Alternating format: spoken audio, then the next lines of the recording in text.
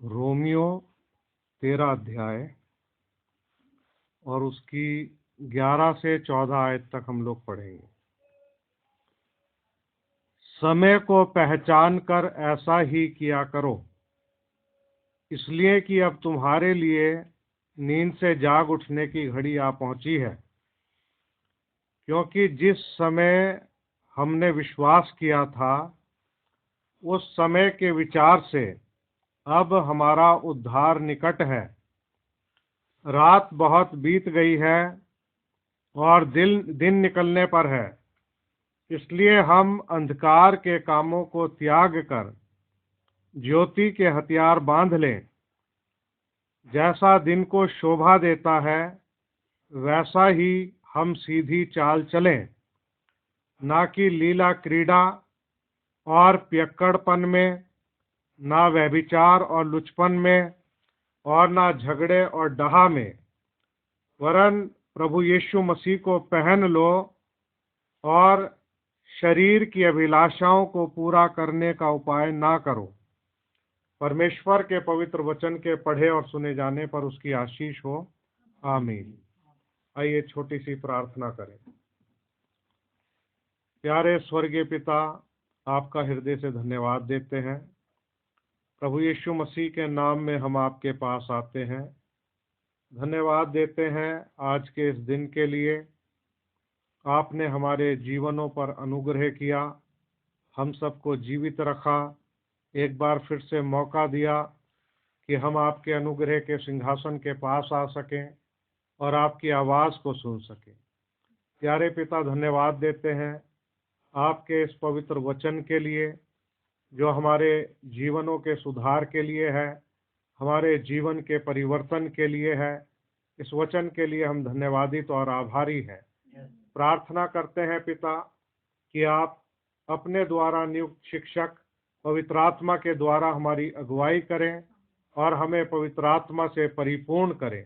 पवित्र आत्मा के मार्गदर्शन में आप अपनी बातें हमें सिखाएं। आज का संदेश हम सब के लिए मददगार हो कि हम अपने अपने जीवनों को आपके पवित्र वचन से जांच के देख सकें। प्यारे प्रभु, हम सबकी सहायता करें। हम सारा आदर महिमा आपको देते हैं, अपने आप को आपके पवित्र हाथों में देते हैं। प्रार्थना करते हैं प्रभु कि अंधकार की देखी अनदेखी ताकतें सब यहाँ से दूर रहें और आपका पवित्र आत्मा हमारे बीच में खुदाबंद जुम्बिश करे। प्यारे प्रभु जी, और खुदाबंद आपके वचनों को हमें सिखाए। सारा आदर महिमा आपको मिले। प्रार्थना प्रभु यीशु मसीह के नाम में मांगते हैं। आमीन और आमीन। आप लोग बैठ सकते हो। प्रभु यीशु मसीह आप सबको बहुत आयत से आशीष दे। आज का हमारा विषय है, वरन प्रभु यीशु मसीह को पहन लो। इस विषय पर हम थोड़ा सा आज ध्यान लगाएंगे। और विषय तो चुना गया है प्रभु यीशु मसीह को पहन लो, मगर इस विषय के अंदर हम कुछ बातों को देखेंगे और अपने अपने जीवनों को जांचेंगे, अपने अपने जीवन को टटोल करके देखेंगे।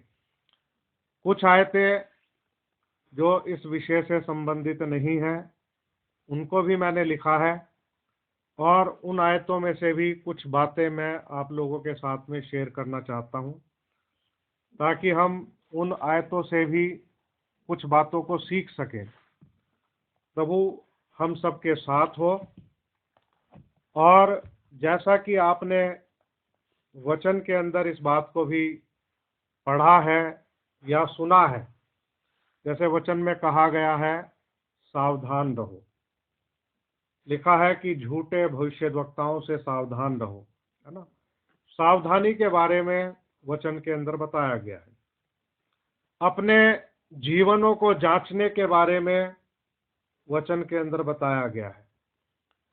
तो हमारे लिए ये बहुत जरूरी बात है कि जिस प्रकार से यहूदा, जिसकी पत्री में एक अध्याय है और एक ही अध्याय है प्रकाशित वाक्य से पहले, तो यहूदा जो है वो अपने विषय में भी जानकारी रखता है, और यहूदा जो है दूसरे और लोगों के विषय में भी जानकारी रखता है, और उसके अनुसार वो अपनी पत्री में हमें शिक्षा देता है पवित्र आत्मा के माध्यम से, और शिक्षित करता है।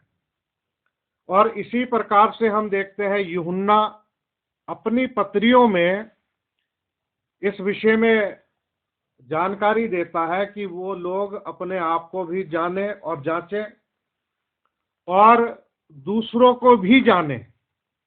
तो ये हमारे लिए बहुत जरूरी है कि सावधान होने का मतलब ये है कि हम खुद को भी पहचाने कि वचन में हम कहाँ हैं, और हम और लोगों को भी वचन से जांचें, क्योंकि बाइबल हमें इस बात को बताती है हर एक आत्मा की प्रतीति ना करो, आत्माओं को परखो। यानी कि किसी भी आत्मा की प्रतीति करने से पहले आत्माओं को परखना है और ये जानना है जांच के द्वारा कि वे परमेश्वर की ओर से हैं या नहीं है। बाइबल हमें इस बात को बताती है, और यही सावधानी है कि एक जागरूक रहना, अलर्ट रहना, जागते रहना, चौकस रहना, कि हम अपने विषय में भी और उन आत्माओं के विषय में भी चौकस रहें, कि कहीं ऐसा ना हो कि हम धोखे का शिकार हो जाएं, या हम किसी बहकावे में आ जाएं, या किसी आत्मा के छल फरेब में आ जाएं। तो हर तरह से हमें सावधान रहना है। विषय तो मैंने ये लिया है, वरन प्रभु यीशु मसीह को पहन लो, लेकिन मैं चाह रहा था कि मैं कुछ ऐसा विषय लूं कि अब तुम्हारे लिए नींद से जाग उठने की घड़ी आ पहुंची। लेकिन मैंने इस वाले विषय को नहीं लिया, हालांकि यह आज इसी के अंदर है जो हमने हिस्सा पढ़ा है, लेकिन मैंने पढ़ा है, लिया है विषय, वरन प्रभु यीशु मसीह को पहन लो। और ये विषय इसलिए लिया है ताकि हम वचन के एक हिस्से को देखें पढ़ के, और हमको ये मालूम हो कि क्या हमें प्रभु यीशु मसीह को पहनने की आवश्यकता है या प्रभु यीशु मसीह को पहनने की आवश्यकता नहीं है। और हर एक संदेश जो है हमें अलर्ट करता है, जागरूक करता है, और हमें जगाता है। उसमें दोनों प्रकार के लोग होते हैं, लेकिन सबसे बड़ा दुर्भाग्य ये है, अक्सर मसीही लोग जो संदेश के सुनने वाले लोग हैं, वो संदेशों को सुनने के बाद भूल जाते हैं, याद नहीं रखते। और ये ऐसा ही है कि कुछ बीज जो हैं वो मार्ग के किनारे गिरे और पक्षी आकर के उनको चुग के ले गए, और वो फलवंत नहीं हुए, क्योंकि जब हमको सुनते या पढ़ते हैं उसके बाद में हम उसे भूल जाते हैं और प्रैक्टिस में नहीं ला पाते। तो जब वहां पर बीज है ही नहीं तो वो फलवंत कैसे होगा। तो आज हमें इस तरफ भी ध्यान देना है। मैं ये बात इसलिए बोल रहा हूं, इस बात को बोलने की मेरे पास वजह है, क्योंकि मैंने कुछ ऐसे लोगों को देखा है, या मैं जानता हूं, जो वचन तो सुनते हैं, लेकिन इसके बावजूद भी उनको कह सकते हैं कि वो चिकने घड़े हैं। चिकने घड़े के ऊपर आप जितना भी पानी डालोगे, तो पानी तो गिरेगा उसके ऊपर, लेकिन ठहरेगा नहीं, वो है। तो इसलिए हमें इस बात को बहुत ही गंभीरता पूर्वक लेना है कि क्या जिस वचन को हम सुन रहे हैं हम उसको ऐसे ही जाने दे रहे हैं, या हम अपने जिंदगी के अंदर उसको अप्लाई कर रहे हैं।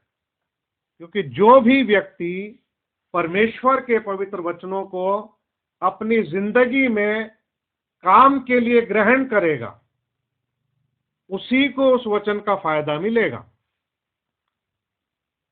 और जो व्यक्ति उसको ग्रहण नहीं करेगा, उस वचन का फायदा उसको सिर्फ सुनने भर से नहीं मिल सकता। सुनना बहुत जरूरी है। सुनना एक काम है कि भाई हाँ, सुनने से विश्वास पैदा होता है, लेकिन हमें अपने विश्वास को जीवंत प्रकट करने के लिए उस वचन को जीना पड़ता है। तो आज हम कुछ बातों को देखेंगे। एक तो 11वीं आयत में हमने यहां पर पढ़ा है, थोड़ा मैं सुपरफिशियली आपके सामने इसको दोहराना चाहूंगा। समय को पहचान कर ऐसा ही किया करो। जो ऊपर की आयतें हैं वो हम बाद में पढ़ेंगे। तो पहली तो बात यह है कि यहां पर लिखा है समय को पहचान कर। मेरे प्रिय भाई बहनों, आप लोग लगातार चर्च में आते हो और संदेशों को सुनते हो, बाइबल पढ़ते हो, प्रार्थना करते हो, और ये सब काम करने के द्वारा आपको ये मालूम हो चुका है कि जिस समय में हम रह रहे हैं वो समय कैसा है। संसार के लोग इस समय की गंभीरता को या भयानकता को नहीं पहचान सकते, लेकिन जो लोग वचन पढ़ते और सुनते हैं वो इस बात को जानते हैं कि ये समय कैसा है। हर तरफ जो है डिस्टरबेंस है। देश देश में, राज्य राज्यों में और जातियों में, धर्मों में, मतलब हर तरफ क्या है, डिस्टरबेंस है। और हम देखते हैं कि मौसम में डिस्टरबेंस है, सारे वातावरण में डिस्टरबेंस है, सब कुछ जो है हिल रहा है। और ये समय जो है ये बहुत खतरनाक समय है किसी के लिए भी। लेकिन इस समय में वो व्यक्ति बड़ा धन्य है जिसकी जिंदगी में प्रभु यीशु मसीह है और उसने प्रभु यीशु मसीह को अपने जीवन में बसाया हुआ है। जो लोगों का जीवन प्रभु यीशु मसीह के हाथों में है, जो प्रभु के वचन में पाए जाते हैं, ऐसे लोग धन्य हैं। वो धन्य इसलिए है कि उनको ज्यादा चिंता करने की जरूरत नहीं, क्योंकि शैतान का जो हद है वो क्या कर सकता है किसी भी इंसान के साथ में, वो ये कर सकता है, वो उसको मार सकता है। लेकिन जो मसीह यीशु में है उनके पास एक सच्चा जीवित आश्वासन है कि अगर मर भी गया तो जी उठेगा, और अगर जिंदा है तो अनंत काल तक ना मरेगा। ऐसा व्यक्ति कहीं भी किसी भी परिस्थिति में हो, वो ये महसूस कर सकता है कि प्रभु मेरे साथ है। और हमें यही चाहिए, एक विश्वासी को, एक परमेश्वर की संतान को यही चाहिए कि प्रभु यीशु मसीह मेरे साथ है, मेरी जिंदगी में है। परमेश्वर ने मुझे यीशु मसीह में अनंत जीवन दे दिया है, ये सबसे बड़ी बात है। अगर हम ऐसे स्टेज पर हैं तो मेरे प्रिय भाई बहनों, हमारे लिए एक जीवित आशा है। हम धन्य लोग हैं। प्रभु में हमारा परिश्रम जो है वो व्यर्थ नहीं है। प्रभु एक कटोरे ठंडे पानी का भी प्रतिफल देता है।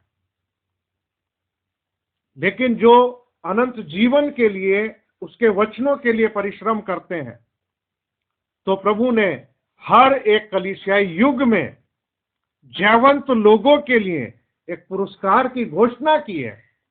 और हमारे युग में क्या है, जो जय पाए उसे मैं अपने सिंहासन पर बैठाऊंगा, यानी कि यीशु मसीह के साथ में इस धरती के ऊपर वो व्यक्ति राज्य करेगा, 1000 साल तक राज्य करेगा। कितना बड़ा पुरस्कार है। तो जयवंत होने के लिए अपने युग की बुराइयों के साथ हमें क्या करना है? लड़ना है और जीत हासिल करनी है, क्योंकि प्रभु ने अपना वचन दे दिया है।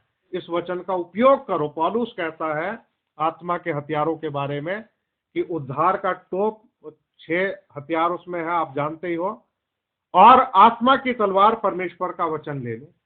और उसके साथ 7वीं बात क्या है? आप प्रार्थना करते रहो, और इस प्रकार से आप और मैं जयवंत हो सकते हैं और वो पुरस्कार प्रभु से पा सकते हैं, यानी कि इस दुनिया के अंदर 1000 साल तक प्रभु यीशु मसीह के साथ राज्य कर सकते हैं। इन बातों को सिर्फ और सिर्फ प्रभु यीशु मसीह की दुल्हन सुनेगी,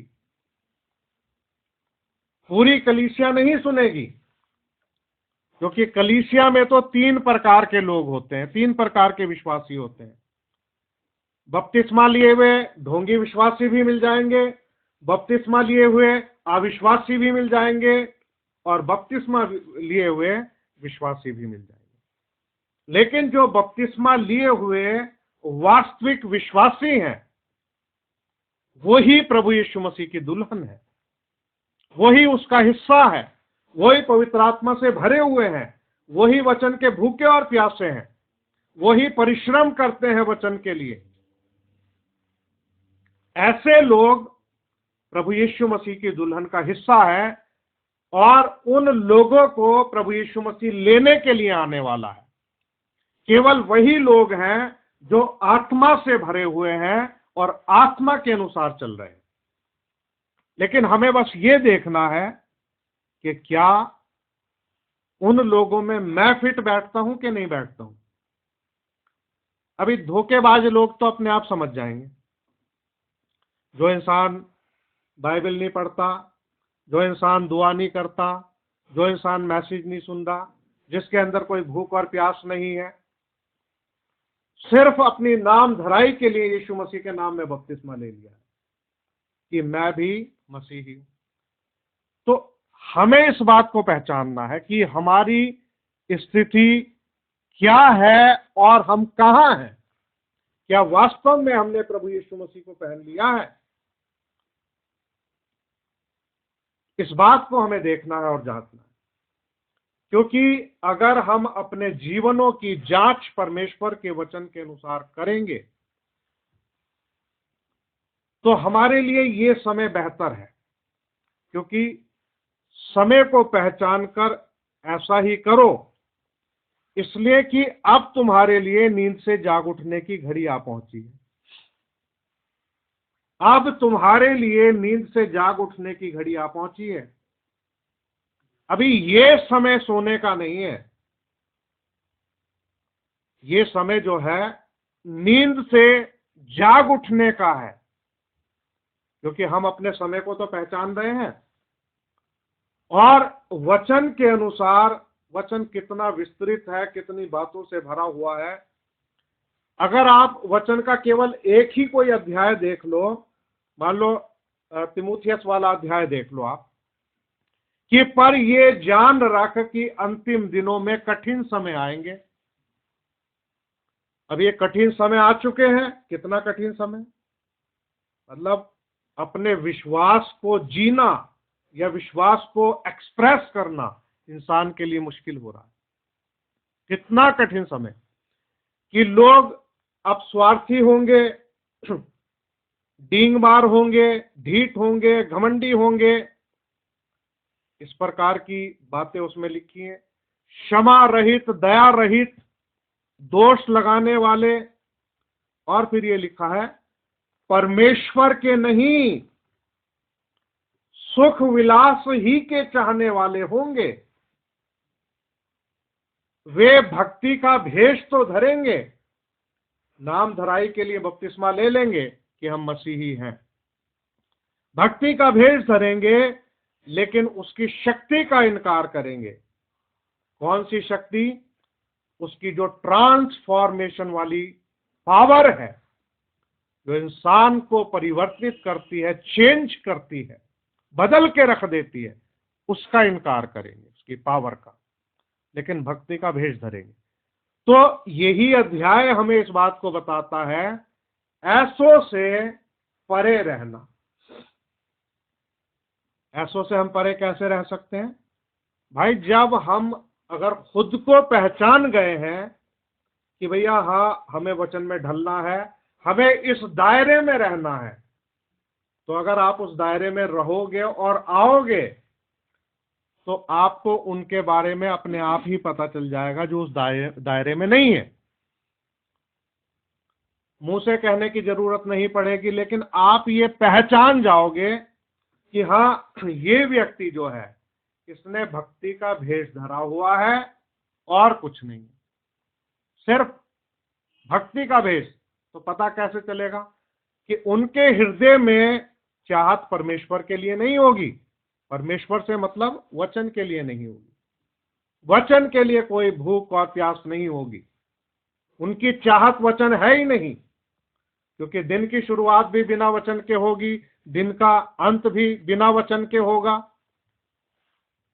लेकिन सुख विलास के चाहने वाले होंगे। चाहत क्या होगी?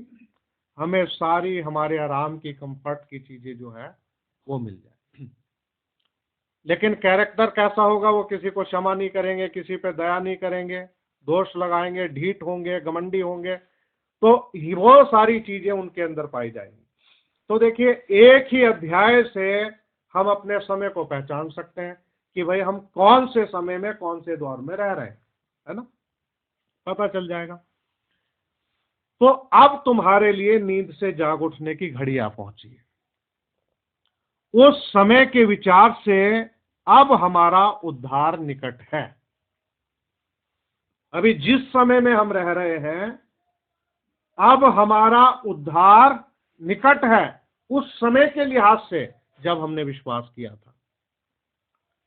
रात बहुत बीत गई है, रात बहुत बीत गई है और दिन निकलने पर है, इसलिए हम अंधकार के कामों को त्याग कर ज्योति के हथियार बांध ले।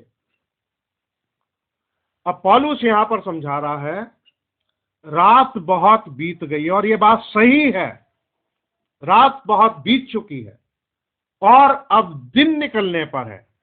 यानी कि जब भोर का तारा जो है वो उदय होगा, दिन निकलने पर है। वो कहता है कि हमें अंधकार के कामों को त्याग कर ज्योति के हथियार बांध ले। जैसा दिन को शोभा देता है, वैसा ही हम सीधी चाल चलें। दिन को शोभा देता है। अभी देखिए, अगर दिन है तो दिन के समय में आपको लीला क्रीड़ा जो है, मनोरंजन जिसको कहते हैं, मनोरंजन है, इसके लिए सही शब्द होगा मनोरंजन। दिन के समय ये किसी को शोभा नहीं देता। मनोरंजन लोग कब करते हैं? रात में करते हैं, है ना?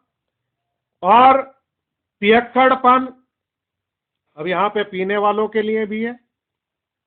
पियक्कड़पन ये भी रात में ही इंसान करता है। अभी दिन में करेगा तो शोभा नहीं देगा। व्यभिचार ये भी रात का अंधकार का काम है। लुचपन जो है ये भी अंधकार का काम है। अभी ये लुचपन जो है ये कैसे पैदा होता है? यानी कि जो पीता है, पियक्कड़ जो होता है, उसके अंदर ये बात पाई जाएगी लुचपन वाली। ना झगड़े और डहा में। तो यहां पर ये बातें बताई गई हैं, रात के काम, अंधकार के काम ये दिन में शोभा नहीं देते, क्योंकि रात तो बीत चुकी है, अब दिन निकलने पर है। यानी कि प्रभु यीशु मसीह आने पर है, क्योंकि वो कहता है देख मैं शीघ्र आने वाला हूं। अब प्रभु यीशु मसीह आने पर है और उसका राज्य इस पृथ्वी के ऊपर स्थापित होगा। तो दिन निकलने से पहले हमें क्या दिखाई देता है? भोर का तारा दिखाई देता है। जब भोर का, उत्तर का तारा जब चमकता है तो पता चल जाता है कि भैया दिन निकलने पर है, दिन निकलने का समय आ गया है। तो पौलुस कहता रात बहुत बीत चुकी है, अब दिन निकलने पर है। ज्योति के हथियार बांध लो। अंधकार के कामों को क्या करो, त्याग दो। यानी कि अगर हमारी जिंदगी में मनोरंजन है तो हमें छोड़ देना चाहिए। अगर हम में से कोई पियक्कड़ है, पीता है, तो हमें पियक्कड़पन छोड़ देना चाहिए। अगर हम व्यभिचार करते हैं तो हमें छोड़ देना चाहिए। जीवन में अगर लुचपन है तो छोड़ देना चाहिए। अगर झगड़ा है तो छोड़ देना चाहिए। अगर जलन है, डहा है, हम किसी से डहा करते हैं तो हमें छोड़ देना चाहिए। वरन प्रभु यीशु मसीह को पहन लो। अभी देखिए, ये सब चीजों को त्याग के, अंधकार के कामों को त्याग के हमें किसे पहनना, प्रभु यीशु मसीह को पहनना है। और शरीर की अभिलाषाओं को पूरा करने का उपाय ना करो। अब ये संदेश जो है उन लोगों के लिए है जो शरीर की अभिलाषाओं को पूरा करने का उपाय कर रहे हैं। वो चाहते हैं कि उनकी जो भी शरीर की अभिलाषाएं हैं, अब ये शरीर की अभिलाषा में ही आता है, चाहे व्यभिचार हो, शारीरिक काम है, पियक्कड़पन। गलातियों 5 अध्याय 19वीं आयत से आपने पढ़ाई है वो शरीर के काम। तो शरीर की अभिलाषाओं को पूरा करने का यत्न ना करो। अब देखिए, जो इंसान अंधकार के कामों में फंसा हुआ है, कोई भी हो, उसका मन प्रभु के वचन में नहीं लगेगा। वो अगर वचन को पढ़ेगा तो अपनी सिर्फ थोड़ी सी तसल्ली के लिए पढ़ेगा, फायदा कुछ नहीं होगा। अगर वो दुआ करेगा तो अपनी तसल्ली के लिए थोड़ी दुआ करेगा। प्रभु को उसकी दुआ से कोई लेना देना नहीं, उसके वचन पढ़ने से कोई लेना देना नहीं। मतलब इंसान अपनी तसल्ली के लिए इन कामों को करता है। थोड़ा सा वचन पढ़ लिया, थोड़ी सी दुआ कर ली, और कहने को हो गया कि हमने कुछ वचन पढ़ा, या हमने दुआ की, या हमने कुछ थोड़ा सा सुन लिया। लेकिन ये वाली बात जो है, अगर किसी के जीवन के अंदर ये अंधकार के काम पाए जाते हैं तो वो व्यक्ति कभी भी खुल के अपने आप को एक्सप्रेस नहीं करेगा, प्रभु की बातों के लिए खुल के एक्सप्रेस नहीं करेगा। वो कभी गहराई से इस बात को बताएगा नहीं कि भाई हाँ, प्रभु के इस संदेश ने मेरे जीवन के ऊपर ये असर डाला है, या मेरे जीवन में कोई परिवर्तन हुआ है। बात वहां तक सीमित रहेगी कि हाँ, मैंने ये मैसेज सुन लिया। सुनने का प्रभाव क्या हुआ जीवन पे, वो बात गायब रहेगी।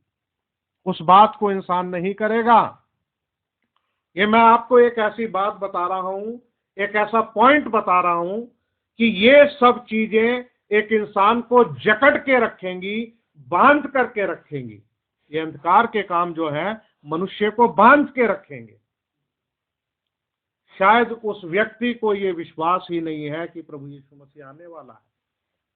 क्योंकि अगर इंसान अपने समय को पहचान ले और ये बात जान ले कि अब नींद से जाग उठने की घड़ी आ पहुंची है, तो पौलुस इसी बात को तो जोर दे रहा है।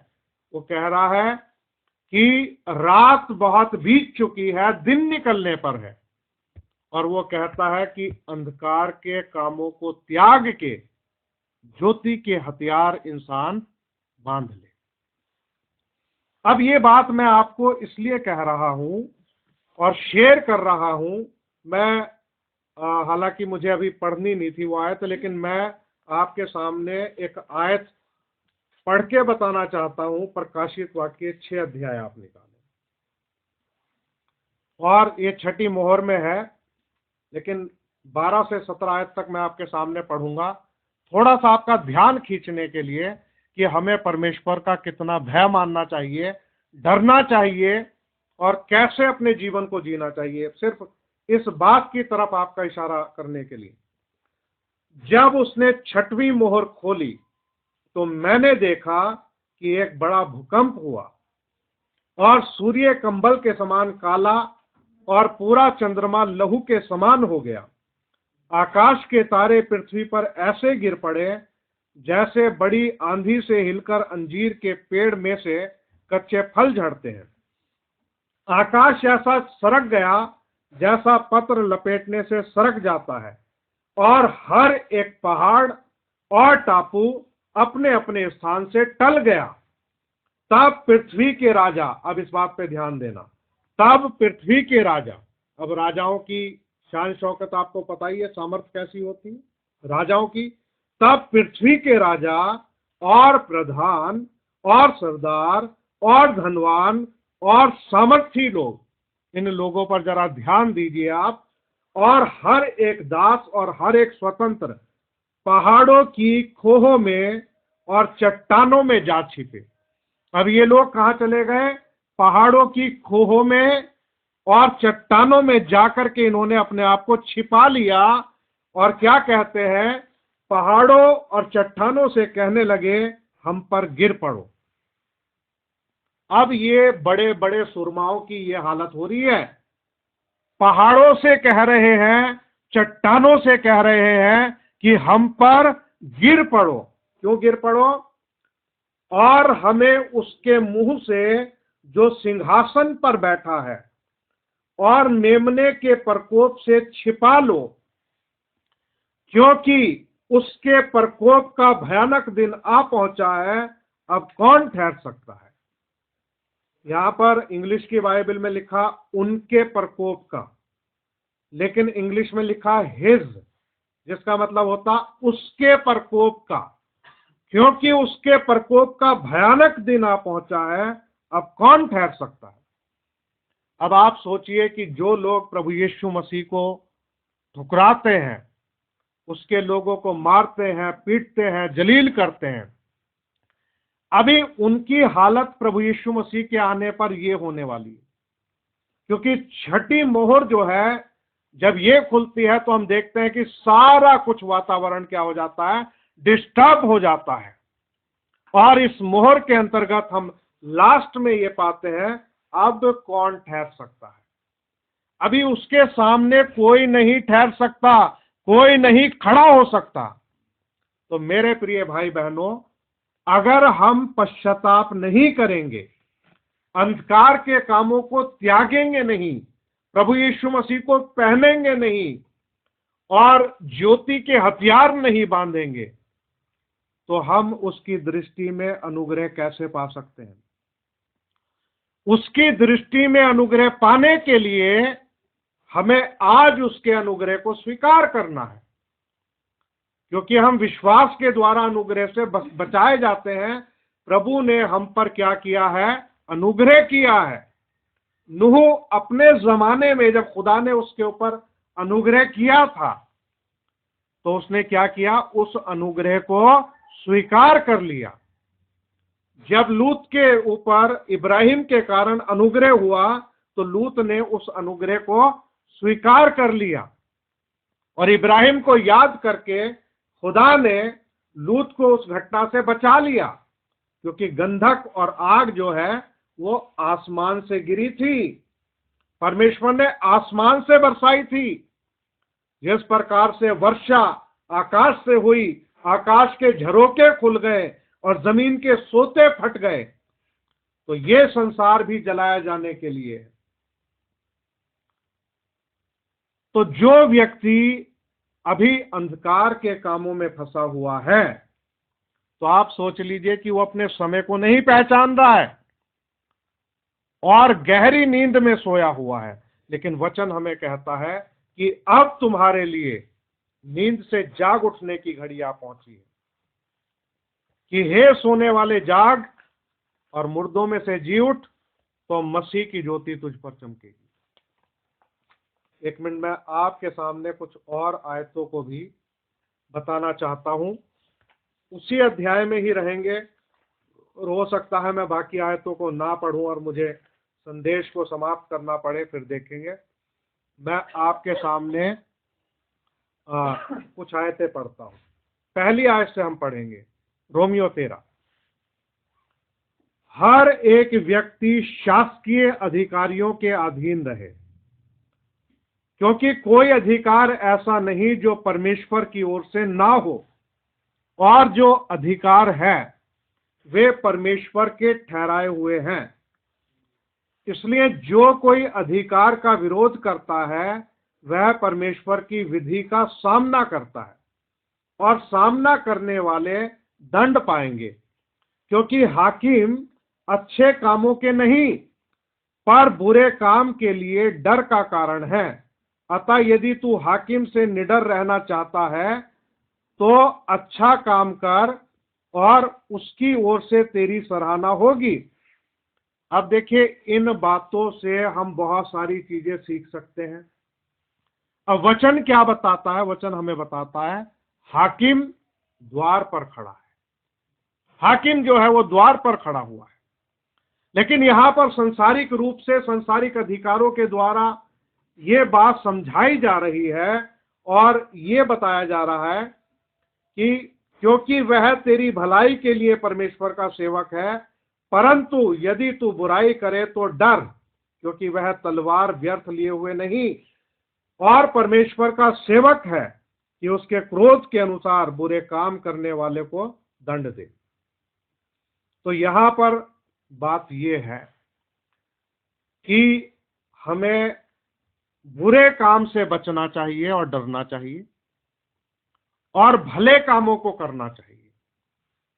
जितनी भी हमारी कानून व्यवस्था है, कुछ भी है, वो किसके किसके लिए है? वह लिखा है क्योंकि हाकिम अच्छे काम के नहीं परंतु बुरे काम के लिए डर का कारण है। भाई, जो इंसान अच्छा काम करता है उसे डरने की जरूरत नहीं। जो इंसान अच्छा काम करता है उसे डरने की जरूरत नहीं है, लेकिन जो बुरा काम करता है उसके लिए हाकिम है, ताकि वो बुरे काम करने वाले को पकड़े और उसे दंड दे। अब जब हम पर अनुग्रह हो गया है तो हमें क्या करना चाहिए? अंधकार के कामों को छोड़ के, त्याग के, ज्योति के हथियार बांधने चाहिए। अभी हमें भले काम करने चाहिए, क्योंकि बाइबल में ये लिखा हुआ है। मैं याकूब की पत्री के अनुसार आपको ये बात बोल रहा हूं। मैं ये नहीं कह रहा हूं कि हम कामों से धर्मी ठहरते हैं, लेकिन उस रेफरेंस को लेता हूं कि वहां पर इब्राहिम और राहाब वेश्या, उनके कामों का वर्णन किया गया है और ये बताया गया है कि क्या वो कामों के द्वारा धर्मी नहीं ठहरे। अभी जो काम परमेश्वर हमें करने के लिए देता है, यदि हम उस काम को करेंगे तो उन कामों के द्वारा हम धर्मी ठहरेंगे। भाई ब्रानम कहते हैं एक सच्चा उद्धार उन कामों को अवश्य करेगा जो परमेश्वर ने करने के लिए सौंपे हैं। उन कामों को अवश्य करेगा। अभी परमेश्वर ने अनुग्रह किया और ये व्यवस्था हमें दे दी है, इसलिए दी है ताकि हम भले काम करें। प्रभु यीशु मसीह ने क्या कहा कि तुम्हारे भले कामों को देखकर तुम्हारे पिता की जो स्वर्ग में है लोग बढ़ाई करें। यानी कि वो भले काम हमें करने हैं, भलाई करनी है, नहीं तो हाकिम जो है वो दंड देने के लिए है। अब यहां पर वो दोनों तरीके से हमें समझा रहा है, बता रहा है पौलुस कि चाहे वो हमारे संसार की व्यवस्था हो, उसके अनुसार भी हमने हाकिम का डर मानना है, भले काम करने हैं, जो भी नियम है, कानून है, विधि है, उसके अनुसार चलना, अपने आप को चलाना है। और आत्मिक क्षेत्र में भी हमें उन्हीं चीजों को अपनाना है जो परमेश्वर के द्वारा ठहराई हुई है। नहीं तो इसमें यह बात कह दी गई है कि वो तलवार व्यर्थ में लिए हुए नहीं है। इसलिए अधीन रहना न केवल उस क्रोध के डर से आवश्यक है, वरन विवेक भी यही गवाही देता है। इसलिए कर भी दो, क्योंकि शासन करने वाले परमेश्वर के सेवक हैं और सदा इसी काम में लगे रहते हैं। इसलिए हर एक का हक चुकाया करो, जिसे कर चाहिए उसे कर दो, जिसे महसूल चाहिए उसे महसूल दो, जिससे डरना चाहिए उससे डरो, जिसका आदर करना चाहिए उसका आदर करो। आपस के प्रेम को छोड़ और किसी बात में किसी के कर्जदार ना हो, क्योंकि जो दूसरे से प्रेम रखता है उसी ने व्यवस्था पूरी की है। क्योंकि यह कि वह विचार ना करना, हत्या ना करना, चोरी ना करना, लालच ना करना, और इनको छोड़ और कोई भी आज्ञा हो तो सबका सारांश इस बात में पाया जाता है, अपने पड़ोसी से अपने समान प्रेम रख। प्रेम पड़ोसी की बुराई नहीं करता, इसलिए प्रेम रखना व्यवस्था को पूरा करना है। फिर आगे वो कहता, समय को पहचान कर ऐसा ही किया करो। तो इस वचन के अंदर हमारे फायदे के निर्देश दिए हुए हैं, और पौलुस कहता है कि वरन प्रभु यीशु मसीह को पहन लो। प्रभु यीशु मसीह परमेश्वर का वचन है। हम ना केवल बपतिस्मा के माध्यम से प्रभु यीशु मसीह को पहनते हैं, बल्कि हमारे सोल की कवरिंग जो है परमेश्वर का पवित्र वचन है। जितना इस वचन को हम अपने अंदर लेते हैं और हम चेंज होते हैं, हमारी सोल जो है वो उस वचन से कवर होती चली जाती है। जिस प्रकार से परमेश्वर ने आदम और हवा को चमड़े के अंगरखे पहनाए थे और एक मेमने को ज़िबा किया था, मेमने का लहू बहाया गया था ताकि आदम और हवा के नंगे तन को ढाका जा सके, तो इसी प्रकार से प्रभु यीशु मसीह हमारे लिए बलिदान हुआ। वो परमेश्वर का मेमना था ताकि हमें आत्मिक रीति से कवर किया जा सके। और इसलिए प्रभु यीशु मसीह हमारे ये कहते हैं, इस कलीसियाई काल में हमारी दशा बताते हैं कि तू अंधा, नंगा, तुच्छ और कंगाल है। वो कहता है कि आग में ताया हुआ सोना मुझसे मोल ले ले और पहनने के लिए वस्त्र ले ले, कि तुझे अपने नंगेपन की लज्जा ना हो, शर्म ना हो। तो प्रभु यीशु मसीह हमें वस्त्र जो है वो प्रोवाइड करता है, और इस युग का वस्त्र जो है इस युग का संदेश है, क्योंकि इस युग में कलीसियाओं ने प्रभु यीशु मसीह को बाहर निकाल दिया है। वो उसको क्या पहनेंगे? प्रभु यीशु मसीह को कलीसियाओं ने बाहर निकाल दिया है, और वो कहता कि देख, मैं कलीसिया के द्वार पर क्या हूं, खटखटाता हूं। यदि कोई मेरा शब्द सुन करके दरवाजा खोलेगा तो मैं भीतर आऊंगा। तो बाकी लोगों के पास में क्या है? जो कुछ अंदर है उसी से वो अपने आप को कवर करेंगे। उनके पास है अपने मत और सिद्धांत, परंपराएं, मनुष्य के द्वारा बनाई हुई शिक्षाएं, उनसे वो अपने सोल को कवर करने की कोशिश कर रहे हैं। जिस प्रकार से आदम ने अंजीर के पेड़ के पत्ते लिए और उन्होंने जोड़ जोड़ के लंगोट बना लिए, और उन लंगोट को उन्होंने पहन लिया और अपने आप से परमेश्वर से छिपाने की कोशिश की, लेकिन वो अंजीर के वस्त्र पहनने के बाद भी उनको एहसास था कि हम नंगे हैं, और उन्होंने परमेश्वर से कहा कि तेरा शब्द बारी में सुनकर के हम डर गए, इसलिए हमने अपने आप को छिपा लिया। ना केवल उन्होंने लंगोट पहने, बल्कि अपने आप को झाड़ियों के पीछे छिपा लिया, और परमेश्वर की आवाज उनके कानों तक पहुंची, हे आदम तू कहां है? उसने कहा, मैं तेरा शब्द सुन के बारी में से डर गया। तो आदम और हवा अपनी बुद्धि से, अपनी समझ से वो अपने आप को ढांक नहीं सके, क्योंकि पत्तों से जो है वो सोल की कवरिंग नहीं होती। वो जो पर्दा था पवित्रता का वो उतर चुका था, उनकी आंखें खुल चुकी थी, उन्हें महसूस हो चुका था कि हमने पाप कर लिया है और परमेश्वर की महिमा से रहित हो गए हैं, इसलिए उन्होंने छिपा लिया अपने आप को। तो मेरे प्रिय भाई बहनों, परमेश्वर के द्वारा प्रदान किया हुआ उपाय ही काम आता है। इसलिए परमेश्वर ने वचन के अनुसार लहू बहाया, क्योंकि बिना लहू बहाए पापों की क्षमा नहीं है। क्योंकि पाप में जो है वो लहू शामिल था। इसलिए परमेश्वर ने उनको जो है अंगरखे बना करके दिए ताकि उनको वो कवर कर सके। इसी प्रकार से हर एक मनुष्य के सोल की कवरिंग प्रभु यीशु मसीह है, और उसको पहनने का तरीका है कि इंसान पश्चाताप करे, प्रभु यीशु मसीह के नाम में बपतिस्मा ले, और तब जो है वो पवित्र आत्मा का दान पाएगा। तो इस प्रकार से हमारे सोल की कवरिंग होती है। आइए हम एक आयत पढ़ें जरा, रोमियो 6 अध्याय निकालें। रोमियो 6 अध्याय और उसकी 1 से 4 तक मैं आपके सामने पढ़ूंगा। सो हम क्या कहें, क्या हम पाप करते रहें कि अनुग्रह बहुत हो? कदापि नहीं। हम जब पाप के लिए मर गए तो फिर आगे को उसमें कैसे जीवन बिताएं?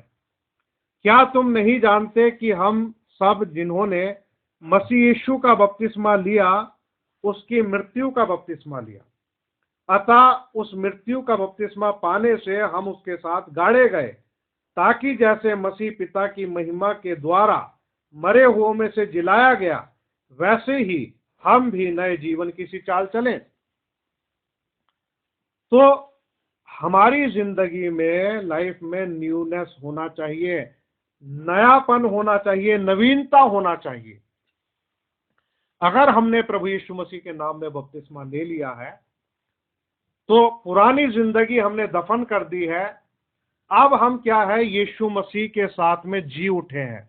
आप इस रेजरेक्शन को आप समझिए कि जब हम पश्चाताप करते हैं तो हम पाप की तरफ से मर जाते हैं, क्योंकि हमारा जो सोल है, हमारा प्राण जो है वो क्या करता है, पाप करता है। तो जब हम महसूस करते हैं कि हाँ हमने पाप किया है, तो पश्चाताप के द्वारा हम पाप की तरफ से मर जाते हैं। अब जब हम मर गए, अब आगे क्या होगा? अब जो हमारे लिए मारा गया और तीसरे दिन मुर्दों में से जी उठा जिंदा, जिसने मौत के ऊपर जीत हासिल की, अब हमें, अगर हमने पश्चाताप कर लिया, मर गए हैं पाप की तरफ से, तो हमें अपने उस पुराने जीवन को दफनाना है।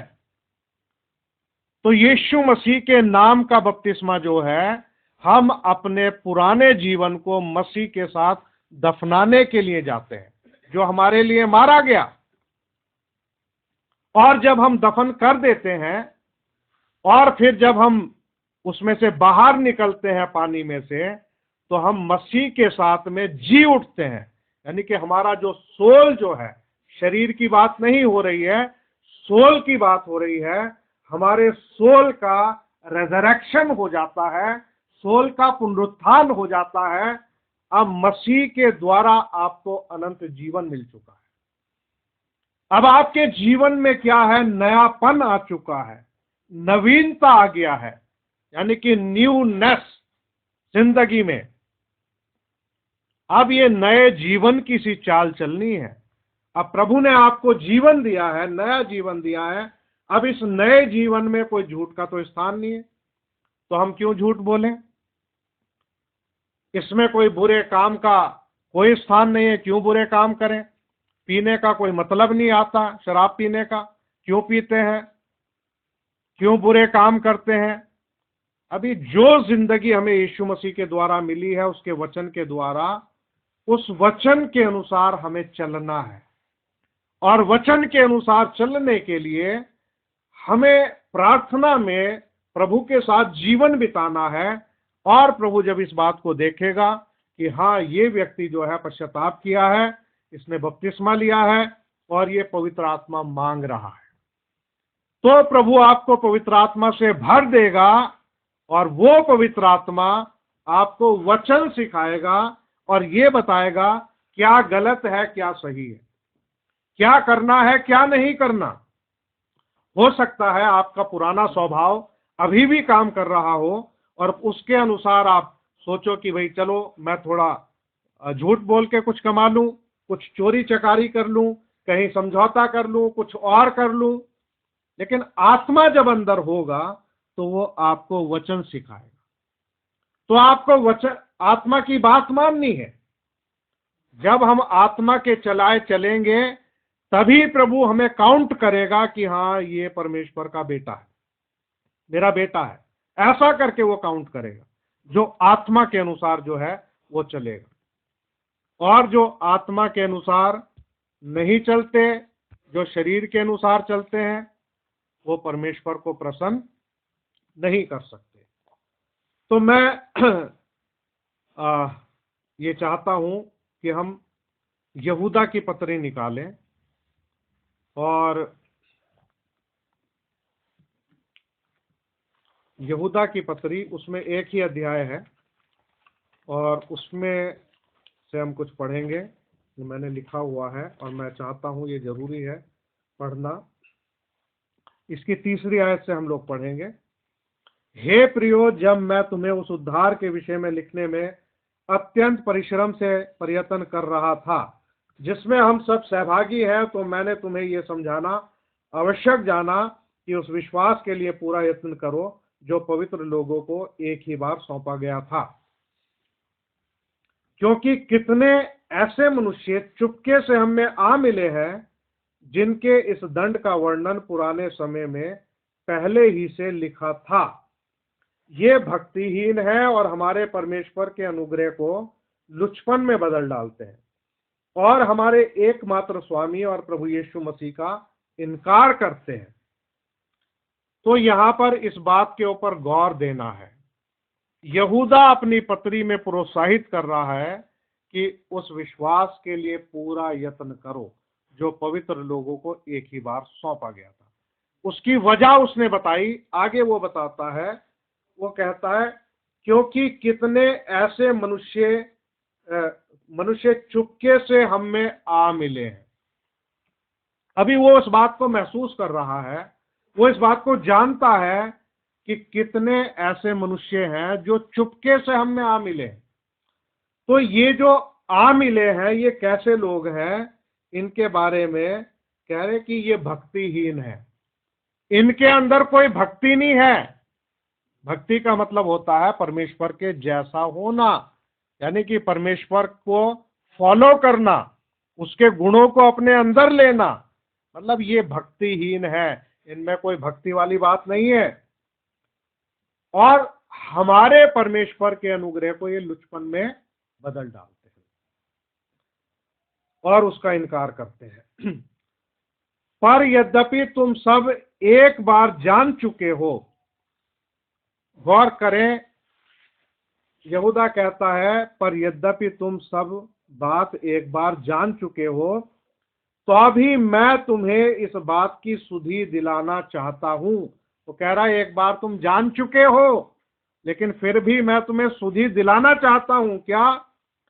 कि प्रभु ने एक कुल को मिस्र देश से छुड़ाने के बाद विश्वास न लाने वालों को नष्ट कर दिया।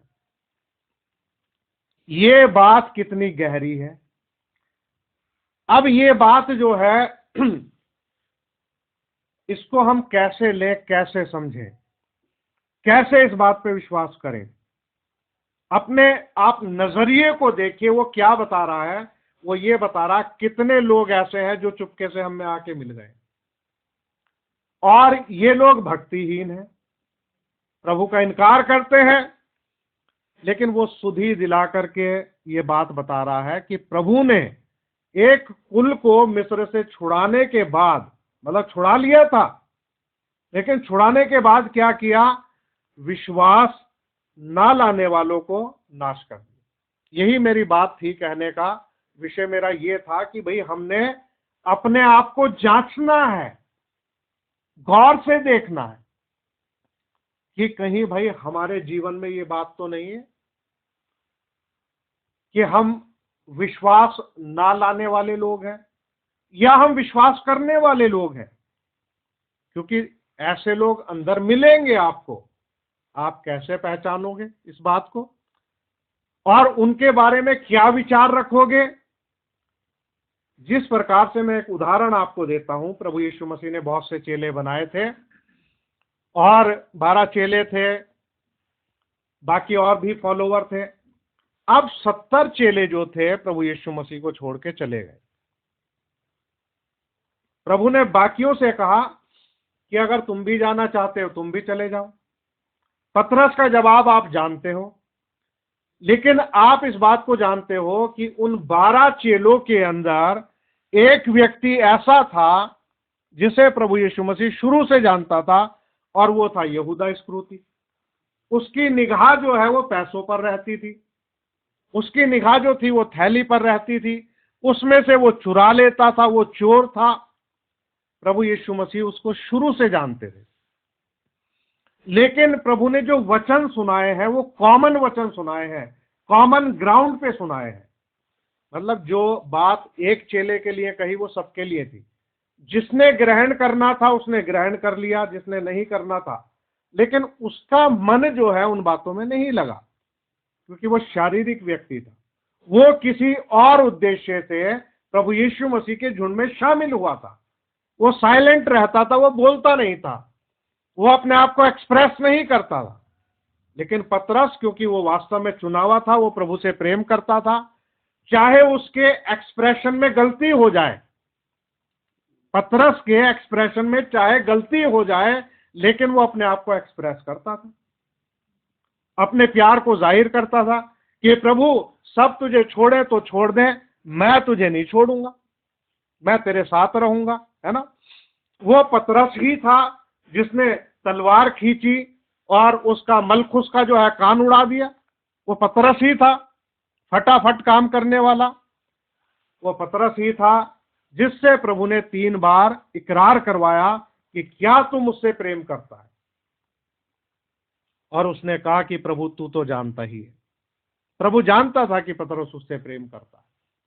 उसने कहा फिर चल मेरे मेमनों को चरा, मेरी भेड़ों की रखवाली कर, इनकी देखभाल कर, ये काम मैं तुझे सौंपता हूं। उसको सौंप दिया। तो लेकिन कभी भी प्रभु यीशु मसीह ने यहूदा इस्करियोती के पीछे प्रभु यीशु मसीह कभी नहीं पड़े कि भैया देख मैं तुझे बताता हूं 10 आज्ञाओं में लिखा है तू चोरी ना करना, कि भाई अगर तेरे जीवन में कुछ ऐसी बात हो तो उसको निकाल दे, छोड़ दे। कुछ नहीं प्रभु ने कहा उसको, ऐसा किसी के साथ नहीं कहा। तो मैं ये बात सोचता हूं कि कब तक कोई किसी से कहेगा कि भैया तू प्रार्थना कर ले, कब तक कोई किसी से कहेगा कि तू वचन पढ़ा कर, कब तक कोई किसी से कहेगा। भाई मुझे आज तक किसी ने नहीं कहा, और अभी भी मुझे कोई नहीं कहता है। मैंने अपनी जिंदगी में किसी को ऐसा देखा नहीं जिसने बोझ लेकर के कभी मुझे फोन किया हो अपनी तरफ से कि भैया बाइबल पढ़ा करो, भाई मैसेज सुना करो, प्रार्थना किया करो, इस प्रकार से चलो। जो जैसे हेल्पफुल लोग होते हैं ना, आगे बढ़ बढ़ के मदद करते हैं। बहुत से प्रचारक हैं मेरी जानकारी के, लेकिन मैंने उन प्रचारकों में ऐसा कोई नहीं देखा जिसने मुझे कोई संदेश इसलिए भेजा हो कि भाई ये हमारा भाई है, चलो इसको भी फायदा हो जाए। ऐसे लोगों को मैंने नहीं देखा, प्रचारकों को। मतलब लोग किसी की चिंता परवाह करते नहीं है आज के जमाने में। कोई टेंशन नहीं लेता, कोई हेडेक नहीं लेता। जैसे कुछ मान लो कुछ होने लगे, कोई जांच चल रही है, कुछ जैसे SIR चल रहा है, कुछ चल रहा है। अब कुछ लोग कैसे होते हैं, उनका हृदय ऐसा होता है, वो सोचते हैं कि भैया मेरे इस भाई का भी फायदा हो जाए, बहन का भी फायदा हो जाए। तो बोझ लेके पूछते हैं कि भाई आपने वो काम करवा लिया, भाई उसके लिए ये चाहिए डॉक्यूमेंट, ये चाहिए, ऐसा करना वैसा करना।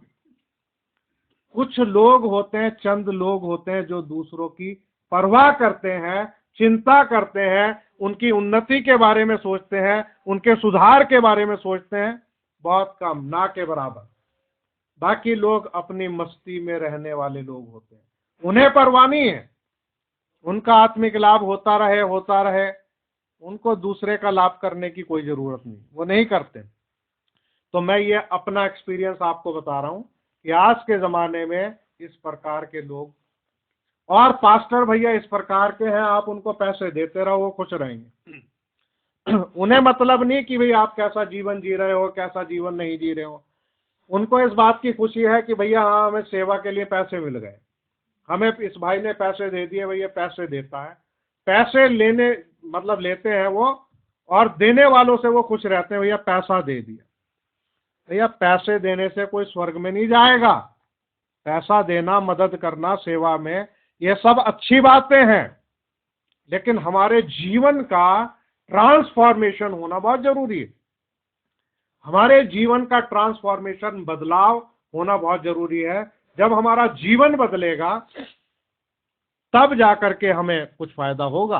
तो प्रभु यीशु मसीह ने ही तो आकर के कह देते कि भैया आपने कुछ नहीं करना, सिर्फ भैया आप चैरिटी करो, पैसा दो, पैसा कमाओ, पैसा दो, और मैं तुम्हें स्वर्ग में भेज दूंगा। तो उसे बलिदान अपना देने की क्या जरूरत थी? तो मैं कहता हूं कि वो पास्टर जो पैसा लेते हैं, उन्हें उनके प्राणों की भी चिंता करनी चाहिए, उस पर भी गौर करना चाहिए कि भैया हाँ, इनका आत्मिक जीवन कहां पर है, कि क्या ये सही चल रहे हैं, दुआ प्रार्थना कर भी रहे हैं कि नहीं कर रहे हैं। तो उन चीजों पर भी ध्यान देना चाहिए, और प्रायोरिटी यही होनी चाहिए कि अगले व्यक्ति का प्राण पहले बचे, बाकी काम सब बाद के हैं। सबसे पहली बात यह है कि हम पापों से उद्धार पाएं, हमारा प्राण जो है वो सुरक्षित हो जाए, क्योंकि आज हम मर गए तो प्राण चला जाएगा। सबसे पहला काम ये है, उसके बाद में दूसरे काम आते हैं।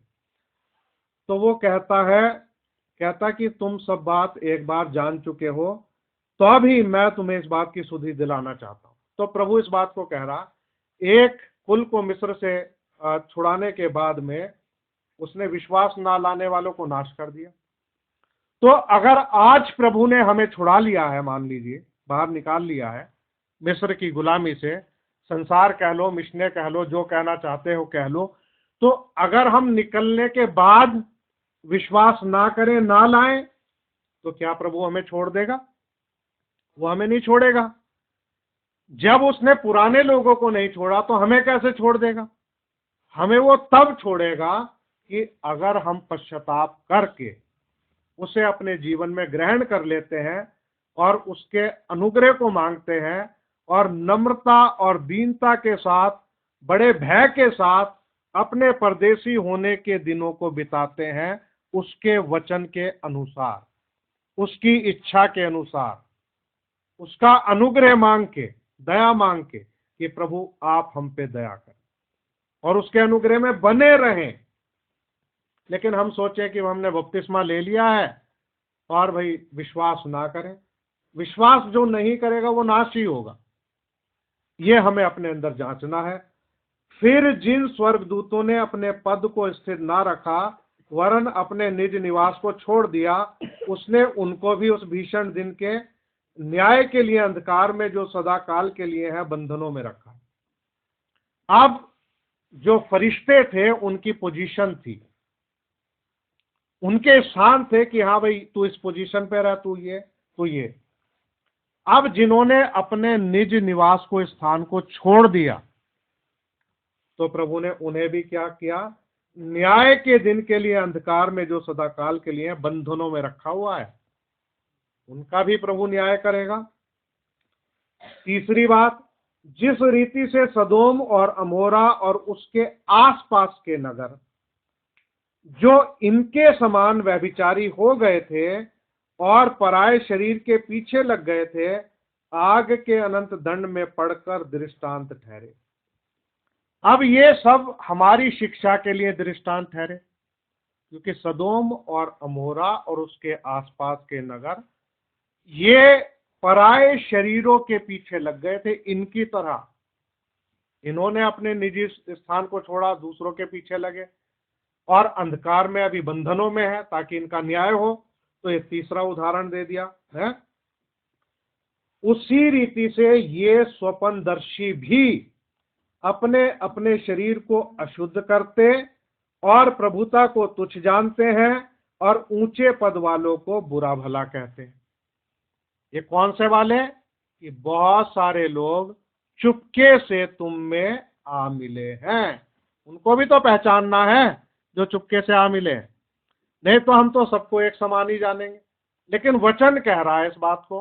अगर वचन कह रहा है तो हमें ध्यान देना चाहिए, कहीं हम भी ना उनके जैसे हो जाए।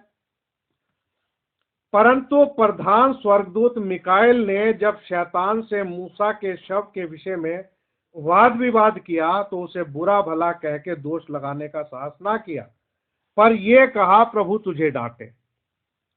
पर ये लोग जिन बातों को नहीं जानते उनको बुरा भला कहते, और जिन बातों को अचेतन पशुओं के समान स्वभाव ही से जानते हैं उसमें अपने आप को नष्ट करते हैं। यानी कि जिन बातों को ये जानते हैं कि भाई ये खराब है, गलत है, उसमें अपने आप को नाश करते हैं। तो जब हमें पता है भाई ये काम हमारे लिए हानिकारक, उदाहरण देता हूं आपको, मान लीजिए शराब पीना हमारे लिए हानिकारक है, तो उसमें इंसान अपने आप को क्यों नाश करे? शराब कोई भला थोड़ी करेगी, या गुटखा भला करेगा, या बीड़ी सिगरेट ये भला करेंगी? इन चीजों से कोई भला नहीं होने वाला। और मोबाइल क्या भला करेगा? अब आप ये देख लीजिए कि लोग मोबाइल में अपना कितना अधिक समय बिताते हैं, भले काम के लिए, भले पर्पस के लिए नहीं, बल्कि दुनियादारी को देखने के लिए। तो जब हमें पता है कि इसमें हमारी जान जाएगी, ये शैतान का ट्रैप है, तो भाई जब हमें पता है तो हम उसमें क्यों अपने आप को नाश करते हैं?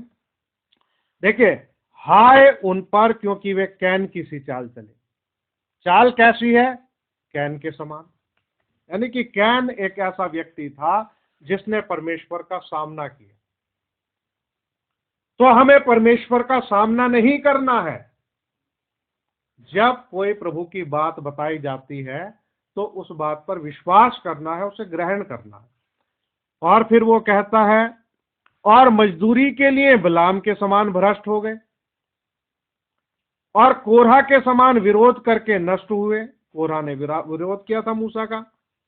अब लिखा है, ये तुम्हारी प्रेम सभाओं में तुम्हारे साथ खाते पीते समुद्र में छिपी हुई चट्टान सरीखे हैं और बेधड़क अपना ही पेट भरने वाले रखवाले। ये निर्जल बादल है जिन्हें हवा उड़ा ले जाती है, पतझड़ के निष्फल पेड़ हैं जो 2 बार मर चुके हैं और जड़ से उखड़ गए हैं। ये समुद्र के प्रचंड हिलकोरे जो अपनी लज्जा का फेन उछालते, ये डावाडोल तारे हैं जिनके लिए सदाकाल तक घोर अंधकार रखा गया। डावाडोल तारे मतलब कोई स्थिरता नहीं है जीवन के अंदर। तो इस प्रकार के जो लोग हैं जो वचन में स्थिर नहीं रहते, और आपने जो भी इसमें सुना यहूदा की पत्री में जो बता रहा है, तो वो ये बात बता रहा है कि हनोक ने भी आदम से जो 7वीं पीढ़ी में था इनके विषय में भविष्यवाणी की। देखो प्रभु लाखों पवित्रतों के साथ आया। अब हनोक जो है प्रभु यीशु मसीह की आमद को बता रहा है कि सबका न्याय करे और सब भक्तिहीनों को जो अभक्ति के सब कामों के विषय में जो उन्होंने भक्तिहीन होकर किए, और उन सब कठोर बातों के विषय में जो भक्तिहीन पापियों ने उसके विरोध में कहीं दोषी ठहराए। तो ये लिखा हुआ है कि ये तुम्हारी प्रेम सभाओं में तुम्हारे संग खाते पीते समुद्र में छिपी हुई चट्टान के सरीखे हैं। और प्रभु जो है सभी भक्तिहीनों का क्या करेगा? न्याय करेगा। तो इसमें हमारे लिए ये बात है, संदेश हमारा ये है, वरन प्रभु यीशु मसीह को पहन लो। तो हमें प्रभु यीशु मसीह को पहनना है और अपनी शरीर की अभिलाषाओं को पूरा नहीं करना है। आत्मा के द्वारा शरीर की क्रियाओं को मारना है, क्योंकि जो शरीर के अनुसार चलते हैं और आत्मा के अनुसार नहीं चलते, वो परमेश्वर को प्रसन्न नहीं कर सकते। जो आत्मा के अनुसार चलेगा, अब हमें कैसे पता चलेगा कौन आत्मिक है कौन शारीरिक है? उसका सिंपल सा तरीका यह है, अगर मैं अपने विषय में जानना चाहता हूं मैं शारीरिक हूं या आत्मिक हूं, या आप जानना चाहते हो, क्योंकि आपको खुद का जवाब खुद से ही मिलेगा। और वो जवाब ये है कि शारीरिक इंसान शरीर की बातों पर मन लगाएगा। उसका मन जो है वो शरीर की बातों पर रहेगा, और आत्मिक जन जो है वो आत्मा की बातों पर मन लगाएगा। यही पहचान है। अब हमें इस बात को देखना है कि हम अपनी आत्मा की चिंता करते हैं या शरीर की चिंता करते हैं। हम अपने आत्मा के लिए कितना परिश्रम कर रहे हैं? हम अपने आत्मा के लिए कितना परिश्रम कर रहे हैं और शरीर के लिए कितना परिश्रम कर रहे हैं, इस बात को देखना है। क्या हमने मसीह यीशु को पहन लिया है? अगर नहीं पहना है तो सही रीति से उसको हम पहन लें। अपने सोल को, प्राण को वचन से कवर करते चले जाएं। देखिए, मैं आपको यहां पर एक उदाहरण देना चाहता हूं, शारीरिक मनुष्य का और आत्मिक मनुष्य का। वो जो भाई बैठे हैं पीछे, उनका मैं नाम नहीं लूंगा। वो भाई जो पीछे बैठे हैं, इनकी एक रिश्तेदार इनके पास आई, दूर से आई, और देखिए वो एक अभी तक शारीरिक है, आत्मिक होगी नहीं होगी मैं नहीं जानता हूं, अभी तक की आपको बात बता रहा हूं। जब वो ट्रेन में बैठ गई, तब उन्होंने ट्रेन में बैठने के बाद इन्हें फोन किया कि मैं आप लोगों के पास आ रही हूं, मैं ट्रेन में बैठ चुकी हूं। यानी कि उनके लिए कोई मौका ही नहीं था पूछने का, मना करने का, बुलाने का किसी भी तरीके से। खैर, भाई ने कहा कि आ जाइए। वो इनके घर में आ गई। भाई ने उसका काम लगवाया, उसका काम लग गया। अपने घर में रखा उनको, 2 महीने रखा, 1 महीने रखा, मुझे ठीक से याद नहीं, वो जानते हैं। उतने दिन तक उनको खाना दिया, अपने घर में सभी जो भी उनकी सुविधा थी उसके अनुसार उनको उन्होंने बर्ताव किया। उनको काम के स्थान पे छोड़ने भी जाते थे, लेने भी जाते थे, और उनका पूरी तरीके से, अच्छे तरीके से ध्यान रखा भाई ने। वो मुश्किल से एक बार, वो भी भाई के कहने से, चर्च में आई। वो क्रिश्चियन है, क्रिश्चियन कहलाती है, लेकिन उसने क्या किया, दूसरे लोगों से ये बातें बोलनी शुरू कर दी कि मैं यहां पर चर्च जाने के लिए थोड़ी आई हूं। दूसरे लोगों से कहने लगी, और रिपोर्ट भाई को मिलती रही कि मैं तो यहां पर पैसा कमाने के लिए आई हूं। अगर मैं काम नहीं करूंगी तो मुझे प्रार्थना से या वचन से मुझे थोड़ी कुछ खाने को मिलेगा, उसके लिए तो मुझे काम करना पड़ेगा। देखिए, उसने एक हिस्से को लिया। ये बात सही है, इंसान को काम करना चाहिए, काम करेगा, कमाएगा और अपना जो भी खर्चा, लेकिन उसने प्रभु को पूरी तरीके से क्या कर दिया, अलग कर दिया। और जो भाई के घर में प्रार्थना होती थी, तो वो कहने लगे कि भाई ये तो काफी देर तक प्रार्थना करते हैं, मैं इतनी देर प्रार्थना में नहीं बैठ सकती। तो भाई जो भी इनकी प्रार्थना होती थी, कुल मिलाकर के एक गीत भजन गाना, वचन पढ़ना, दुआ करनी, आधा पौना घंटा इनकी प्रार्थना होती थी, जितनी होनी भी चाहिए। तो उसने क्या किया, अपने आप को वहां से अलग कर लिया। अब उसका एक और मैं बात बताऊं, जब वो अपने किसी काम के लिए गांव गई, अपने कम से कम 24 घंटे से तो ज्यादा का रास्ता होगा, या उतना ही रास्ता होगा ट्रेन में। जब वो यहां से गई भाई के पास से, उसने पहुंच के भी फोन नहीं किया कि मैं पहुंच गई हूं। और जिस दिन वो वहां से चली, उसने ये भी नहीं बताया कि मैं आपके पास वापस आ रही हूं। और वो जब आई तो सीधे इनके घर के दरवाजे पर आ गई, इस प्रकार से। और शारीरिक लाभ लेने के लिए, कुछ कुछ चीजें लेने के लिए इनका वो इस्तेमाल करना चाहती थी। और अब वो अकेली अलग घर में, वो किराए के मकान में रह रही है। तो कहने का मेरा मतलब ये कि एक शारीरिक मनुष्य एक आत्मिक मनुष्य के साथ में रह नहीं सकता, जबकि सारी सुविधाएं उसको वहां पर उपलब्ध थी, एक परिवार के रूप में, एक सिक्योरिटी के रूप में, और अच्छा व्यवहार, सभी कुछ अच्छा। मतलब मैं सोचता हूं इससे अच्छा और क्या हो सकता है कि आपको एक शांति पूर्वक सुरक्षित स्थान मिला हुआ है रहने के लिए, लेकिन वो शारीरिक थी, इसलिए उसने आत्मा की बातों पर ध्यान नहीं दिया, मन नहीं लगा। आप इस बात से निष्कर्ष निकाल सकते हो कि संसार ऐसे लोगों से भरा हुआ है। आप कितना वचन बता दीजिए, कितनी बातें बता दीजिए, उनके जीवन में कोई बदलाव नहीं आ सकता, चेंज नहीं आ सकता, क्योंकि वो शुरू से ही विश्वास नहीं करते हैं ऐसे लोग। तो हमें अपने जीवन में देखना कि हम अपने आत्मा के बारे में कितना सोचते हैं। हो सकता है कि हम लोगों ने बपतिस्मा ले लिया हो, हम चर्च को आते हो, लेकिन फिर भी आप इस बात पर गौर कीजिए कि हम अपने शरीर की ज्यादा चिंता करते हैं या आत्मा की ज्यादा चिंता करते हैं। सोचना पड़ेगा, हमें ध्यान देना पड़ेगा हमें कि हम आखिर अपने शरीर को क्या खिला रहे हैं। क्या हमारे शरीर माफ कीजिए, हम अपने आत्मा को क्या खिला रहे हैं। क्या हमारे प्राणों में बल है? क्या हमारा प्रार्थना वाला जीवन है? क्या हम प्रभु के साथ एक आत्मा हो गए हैं उसकी संगति में रह करके, या अभी हम किनारे किनारे चलने वाले विश्वासी हैं? इस बात को हमें देखना होगा और इन बातों के ऊपर हमें गौर करना होगा। और ये बात मैं आपको इसलिए बता रहा हूं क्योंकि हमें अपने जीवन के विषय में प्रभु ने सब कुछ दे दिया है हमें, लेकिन हमें हाथ बढ़ा करके उसको लेना है। और वचन हमें बताता है कि सर गर्म हो और मन फिरा। ये संदेश हमें ये देता है, हमारे युग का संदेश ये है कि सरगर्म हो और मन फिरा। हमें मन फिराना है, रिपेंट करना है, क्योंकि रिपेंटेंस की हमें जरूरत पड़ती है।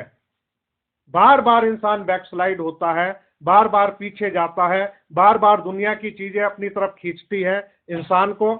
तो हमें इस बात को देखना है कि हम कौन सी चीजों से खींच रहे हैं। क्या हम संसारिक चीजों से खींच रहे हैं या प्रभु हमें अपनी तरफ खींच रहा है? मेरे प्रिय भाई बहनों, अगर हमें परमेश्वर का वचन अपनी तरफ खींच रहा है, अगर हम आत्मिक होते जा रहे हैं, अगर हमने शरीर के कामों को त्याग दिया है, तो आप समझ लीजिए ये खिंचाव हमें रैप्चर में लेकर के जाएगा। अगर हमें संसार अपनी तरफ खींच रहा है, हम संसार की तरफ जा रहे हैं, संसार हमारा मित्र है, तो आप समझ लीजिए कि हम रैप्चर से महरूम रहने वाले हैं। क्योंकि खिंचाव क्या है? दुनिया की तरफ है। ये धरती की आकर्षण शक्ति हमें छोड़ेगी नहीं और हम यही रह जाएंगे। ये जरूरी है कि धरती का जो पंजा है, इसकी जो आकर्षण शक्ति है, ये कमजोर पड़ जाए। जैसे एलिया था, एलिया जानता था, एलीशा जानता था कि आज एलिया का रैप्चर होने वाला, वो कंफर्म था, वो उसके साथ साथ लगा रहा। और एक समय ऐसा आया, यर्दन पार होने के बाद में एलिया का रैप्चर हो गया। कैसे हुआ? क्योंकि पृथ्वी की आकर्षण शक्ति ने एलिया को छोड़ दिया था और वो उठा लिया गया। वो स्पिरिचुअल था, आत्मिक था। ऐसे ही प्रभु यीशु मसीह को भी इस पृथ्वी की आकर्षण शक्ति ने छोड़ दिया और उसका रैप्चर हो गया, वो उठा लिया गया प्रभु यीशु मसीह। मेरे प्रिय भाई बहनों, रैप्चर कोई ऐसी चीज नहीं है कि हम मतलब बहुत आसानी से उसके भागी हो जाएंगे। बाइबल में लिखा है कि जब धर्मी ही इतनी मुश्किल से उद्धार पाएगा, तो अधर्मी का क्या ठिकाना। तो हमें अपने विषय में चौकस रहना है, जांच के देखना है हमें अपने आप को, और मसीह यीशु को पहनना है, और शरीर की जो अभिलाषाएं जो है उसको पूरा नहीं करना, आत्मा के द्वारा उसकी क्रियाओं को मारना है। आइए मैं एक आखिरी आयत पढ़ूंगा आपके सामने, क्योंकि मैं आपको हमेशा पॉजिटिव चीज दिखाता हूं, आज मैं आपको नेगेटिव की तरफ भी ले जा रहा हूं ताकि हमारा ध्यान उस पर भी रहे और हम सावधान हो सके। मरकुस 16:16 उसका बी पार्ट। मरकुस 16 अध्याय और उसकी 16वीं आयत का बी पार्ट है। ए पार्ट में लिखा है, जो विश्वास करे और बपतिस्मा ले उसी का उद्धार होगा। और बी पार्ट में लिखा है, जो विश्वास ना करेगा वह दोषी ठहराया जाएगा। तो हमें विश्वास करना बहुत जरूरी है। तो विश्वास करेंगे, बपतिस्मा हमारा हो गया है, तो हम उद्धार प्राप्त करेंगे, हमें उद्धार मिलेगा। लेकिन हमें अपने जीवन को जांच के देखना है कि वास्तव में क्या हम वचन पे विश्वास कर रहे हैं। अभी भी हम विश्वास करते हुए संपूर्ण वचन को ग्रहण कर रहे हैं, धीरे धीरे ट्रांसफॉर्मेशन का काम हमारा हो रहा है कि नहीं हो रहा। तो ये लिखा है परंतु जो विश्वास ना करेगा वो दोषी ठहराया जाएगा, और जो दोषी ठहराया जाएगा उसके लिए आग और गंधक की झील है, जो दूसरी मृत्यु है, जिसमें टोटल डिस्ट्रक्शन है। वो अनंत नहीं है आग, एक समय अवधि के लिए वो है, और एक समय ऐसा आएगा कि वो, मतलब जब तक इंसान का खात्मा ना हो जाए, वो डिस्ट्रॉय ना हो जाए, पूरी तरीके से उसका वजूद मिट ना जाए, तब तक वो दूसरी मृत्यु यानी कि आग की झील में रहेगा। तो मेरे प्रिय भाई बहनों, हमें जागना है, क्योंकि अब समय रहा नहीं है।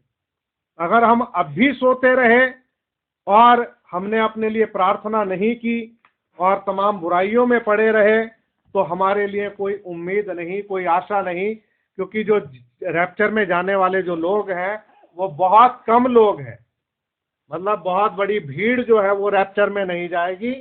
रैप्चर में वही जाएगा जो रैप्चर के लिए तैयार होगा। तो प्रभु यीशु मसीह को पहन लो और शरीर की अभिलाषाओं को पूरा करने का यत्न ना करो। प्रभु आप सबको आशीष दे। आइए हम प्रार्थना करें, खड़े हो जाएंगे अपने स्थान पर। धन्यवाद धन्यवाद धन्यवाद धन्यवाद धन्यवाद धन्यवाद। प्यारे अनुग्रहकारी दयालु स्वर्गीय पिता प्रभु यीशु मसीह, आपका हृदय से धन्यवाद देते हैं, आपकी महिमा बढ़ाई और प्रशंसा करते हैं मेरे प्रभु। आज के संदेश के लिए हम आपके धन्यवादित और आभारी हैं प्रभु, क्योंकि हम अपने जीवन का सुधार ही चाहते हैं प्यारे प्रभु, और हम चाहते हैं कि हम अंश अंश करके बदलते चले जाएं। मेरी प्रार्थना है प्रभु यीशु मसीह, आप अपने लोगों को पवित्र आत्मा से परिपूर्ण करें और प्रभु अपने वचन के अनुसार सभी का ट्रांसफॉर्मेशन करें प्रभु जी।